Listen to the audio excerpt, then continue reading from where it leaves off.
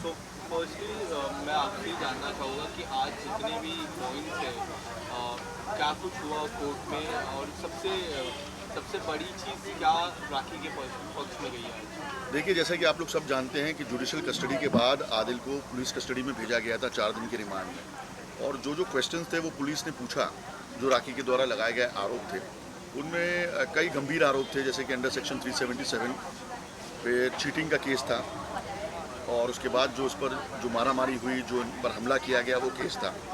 आज रिमांड जब दोबारा दिल्ली कोर्ट में पहुंचा तो माननीय न्यायालय ने उन्हें जुडिशल कस्टडी में भेज दिया। जुडिशल कस्टडी अमूमन तौर पे 14 दिन की होती है।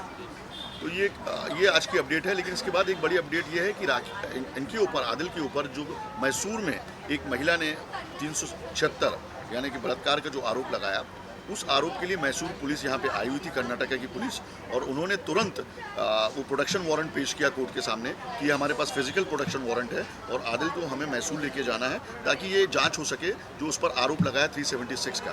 तो कोर्ट ने, माननीय न्यायालय ने उसको कंसिडर किया और उसे अब प्रोडक्शन वारंट के तहत जो है वो मैसूर के लिए रवाना कर दिया गया है। वहाँ पर उसके ऊपर ट्रायल चलेगा, उसके पेशी होगी। पेशी के बाद हो सकता है उसको पुलिस कस्टडी हो या जुडिशल कस्टडी। लेकिन इसका मतलब ये नहीं है कि आदिल दुरानी को बेल हो गई है यहाँ पे राखी के केस में। आदिल दुरानी अभी भी टेक्निकली जुडिशल कस्टडी में है और जब मैसूर की हियरिंग कंप्लीट होगी तो आदिल दुरानी को दोबारा मुंबई में लाना होगा। तो ये बात आप समझ लें। अभी कई मीडिया में वाले ये चला रहे हैं कि आदिल दुरानी छूट गया, बेल हो गई, ये हो गई, तो ऐसा कतई नहीं है। ये सरासर गलत खबर है और हम इसका कंडेम करते हैं। राखी जी, आपसे जानना चाहूँगा, जिस तरह मैसूर पुलिस उनको लेके गई और उनकी वहाँ पे जीसी होगी, कितनी आप कितना सहमत है इस चीज़ को लेके? नहीं, Mysore police second time I है। इसके पहले भी जो जेसी हुई थी, पहले दिन पहली बार हुआ कितने बड़े केस में जज साहब ने आदिल को जेसी दे दी, जुडिशल कस्टडी।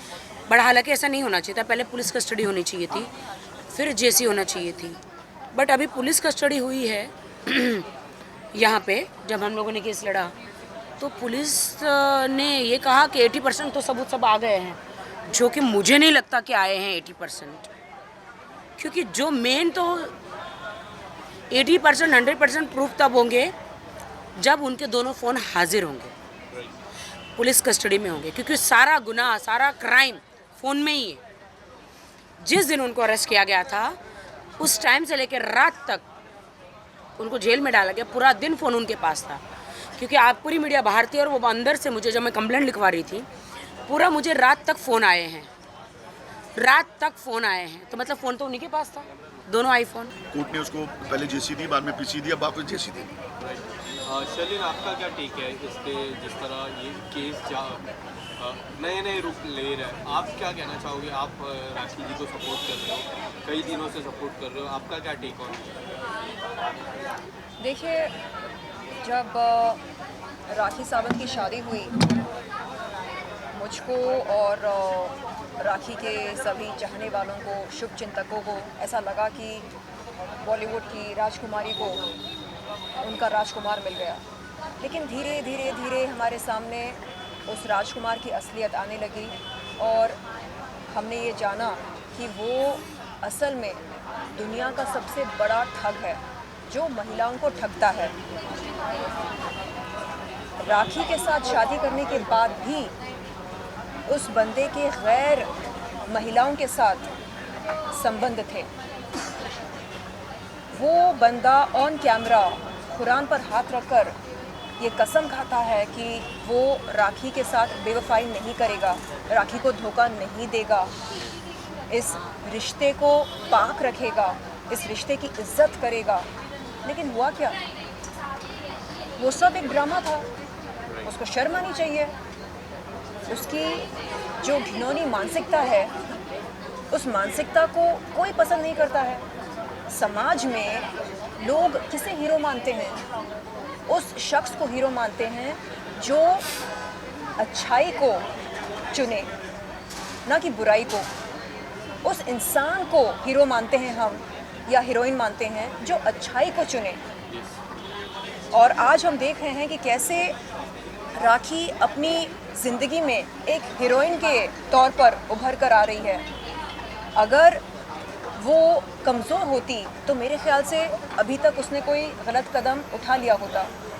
हमने देखा है कि कैसे सबरमती नदी में एक मुस्लिम महिला ने अपनी जान दे दी थी क्योंकि उसके शौहर ने उसके साथ गलत किया, एक गैर महिला के साथ संबंध बनाकर। आम तौर पर इस देश की पीड़ित महिलाएं जब उनके साथ इंसाफ नहीं होता है, दुष्कर्म होते हैं, तब वो हिम्मत हार जाती हैं। लेकिन यहाँ पर हम देख रहे हैं कि राखी सावंत सुबह शाम रात दिन डट कर इंसाफ की गुहार लगा रही हैं। कभी वो पुलिस थाने जाती हैं, कभी न्यायालय जाती हैं। हाँ, वो हाथ पे हाथ रखकर अपनी किस्मत को नहीं कोस रही हैं, हाय क्या हो गया, अब मैं क्या करूं। नहीं, उनको पता है कि ये देश संविधान के अनुसार चलता है। वो समझ रही हैं कि कानून की क्या प्रक्रिया है और उस हिसाब से वो चल रही हैं। तो ऐसे में मुझे लगता है हम सबको उन्हें शाबाशी देनी चाहिए, हौसला अफजाई करनी चाहिए उनकी, और हम सब तहे दिल से उनके साथ हैं। ना सिर्फ मैं, ना सिर्फ वाहिद भाई, बल्कि मीडिया के तमाम लोग हैं, इस देश के तमाम लोग हैं। मैं जब मार्केट जाती हूँ, मुझे लोग पहचानते हैं और पूछते हैं कि अरे क्या हो रहा है राखी की ज़िंदगी में, अभी तो आपकी दोस्ती हो गई ना उनके साथ। यानी लोगों को उत्सुकता है ये जानने के लिए कि क्या राखी को इंसाफ मिलेगा, आज नहीं तो कल इंसाफ मिलेगा या नहीं मिलेगा। इन्होंने जो अपने पैसे गंवाए हैं 1 करोड़ 60 लाख रुपए तकरीबन, वो पैसे वापस मिलेंगे इनको। और ये जो शादी हुई है, इस शादी का क्या होगा? क्या आदिल इनसे माफ़ी मांगेगा? क्या वापस आएगा इनके पास? क्या ये शादी टूट जाएगी? क्या डिवोर्स हो जाएगा? क्या होगा? डिवोर्स नहीं होगा बेबी, मैं तो तलाक उसको कभी नहीं दूंगी, मैं तो कभी नहीं दूंगी। आप माफ़ कर देंगे उन्हें? माफ़ नहीं करूंगी। आज एक माफ स्टेटमेंट नहीं आया करूंगी। उसके वकील का। उसके वकील ने कोर्ट के बाहर ये स्टेटमेंट दिया कि राखी सावंत बार बार पुलिस स्टेशन जाके आदिल के साथ कॉम्प्रोमाइज़ की बात कर रही हैं, सेटलमेंट की बात कर रही हैं। हम उस खबर का कंटेम्प्ट करते हैं। मैंने और भी चैनल्स के इंटरव्यू में कहा कि ये सच्चाई नहीं है। राखी पुलिस स्टेशन अपनी इन्वेस्टिगेशन के लिए जाती थी। आपको पूरा अधिकार है पता करने का कि क्या हो रहा है क्या नहीं हो रहा। शर्लिन, आप जानती हैं अच्छी तरीके से, अगर आप जाके स्टेटमेंट दे रही हैं और कोई आदिल को लेके उसके कैबिन में आता है और आदिल उनसे बात करता है और उसके द्वारा, वकीलों के द्वारा राखी को फ़ोन करके ये कहा गया कि आओ आदिल मिलना चाहता है, राखी ने डिनाई किया है बार बार। अब राखी अगर अपने अपडेट लेने के लिए पुलिस स्टेशन जा रही हैं और वो आदिल दुरानी वहाँ पे आ रहा है और बातचीत हो रही है, तो ये सेटलमेंट की बात कहाँ से हो जाएगी? राखी आज एक आइडल है तमाम लड़कियों के लिए जो आज इस त्रासदी से गुजर रही हैं, जो इस दुविधा से गुजर रही हैं। क्या राखी सावंत कॉम्प्रोमाइज़ करेंगी? ऐसा सवाल पूछना ही नहीं चाहिए। वो वकील को ऐसा आरोप लगाना ही नहीं चाहिए बेबुनियाद। अगर उसको लगाना ही था तो माननीय न्यायालय के सामने लगा था, मीडिया के सामने ट्रायल करके क्या फ़ायदा है इस चीज़ का? अगर मैं अपने अक्यूज़ के पास जा रहा हूँ तो ये न्यायालय को आप बताइए ना कि साहब देखिए आके बार बार ये हमारे अक्यूज़ को, हमारे क्लाइंट को ये आके प्रेशर कर रही हैं। आप बाहर मीडिया में क्यों आ रहे हैं? आपके पास कोई मुद्दा नहीं है, आपको चमकने का शौक है तो बिल्कुल चमकिए, आपको अपनी दलीलें देखिए, अपने बिल बढ़ाने का शौक है तो बिल्कुल बढ़ाइए, कोई प्रॉब्लम नहीं है। लेकिन आरोप लगाने से पहले सबूत लाइए। राखी के पास सबूत है, रिकॉर्डिंग है उन ऑडियोज़ की जो उनके द्वारा किए गए फ़ोन की। आदिल दुरानी मिलना चाहता है, राखी कह रही है कि मैं नहीं मिल सकती। बोले नहीं, एक बार मिल लीजिए। राखी कहती मैं कैसे आऊँ ऑथर रोड? बोले नहीं, आप सिर्फ आधार कार्ड भेज दीजिए और मिलाने के इंतजाम मैं कर लूँगा। क्यों ऐसे गलत आरोप लगाना? गलत है। राखी जी, ये आरोप जिस तरह मतलब उनके वकील ये कह रहे हैं कि सब कुछ आदिल को फंसाने की चाल है, फ्रेमिंग है। मैं अपने पति को क्यों फंसाऊंगी? मैं उनको बेइंतहा चाहती हूँ, बहुत प्यार करती हूँ। अपने शौहर को प्यार करना कोई गुनाह नहीं है। और मैंने 8 महीने से मैं झुलझी हूँ, मैंने सब सहा है। तो उनके वकील के पास कुछ है नहीं बोलने के लिए, इसलिए ये सारे इल्ज़ाम मुझ पर लगा रहे हैं बगैर सबूत के। क्या 10 दिन ऐसी जेल में रह जाएगा इंसान बगैर एनी प्रूफ के? इतने महान हस्ती है, जब तक इन्होंने प्रूफ नहीं देखे तो ये कैसे काम करेंगे? मेरा साथ कैसे देंगे? बड़े बड़े एडवोकेट बगैर एनी प्रूफ के। आपको एक एग्जांपल देता हूँ, शर्लिन चोपड़ा, राखी सावंत, 36 का आंकड़ा था। 36 भी नहीं, मैं 72 का आंकड़ा बोलूँगा। 72 का आंकड़ा था। आज शर्लिन चोपड़ा राखी के साथ क्यों खड़ी है? क्योंकि शर्लिन को भी वही दिखाया गया जो पुलिस को दिखाया गया।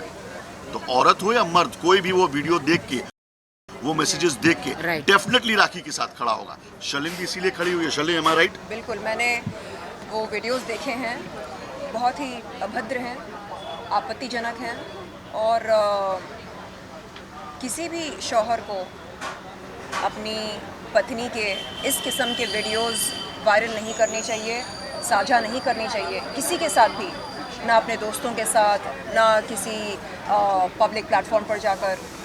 अगर आप ये सब कर रहे हैं तो ये जो रिश्ता है शादी का, इसकी क्या अहमियत रह जाएगी? कुछ नहीं।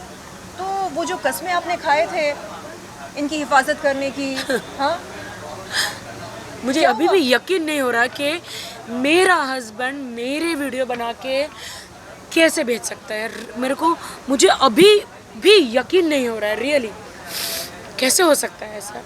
अल्लाह उनको उसको सलामत रखे। तीनों के तीनों उस पुरुष के लिए भी खड़े होंगे, एनी टाइम एनीवेयर, जब उनको जरूरत होगी। Yes. राइट शर्लिन? बिल्कुल। Thank you. जय हिंद। जय हिंद।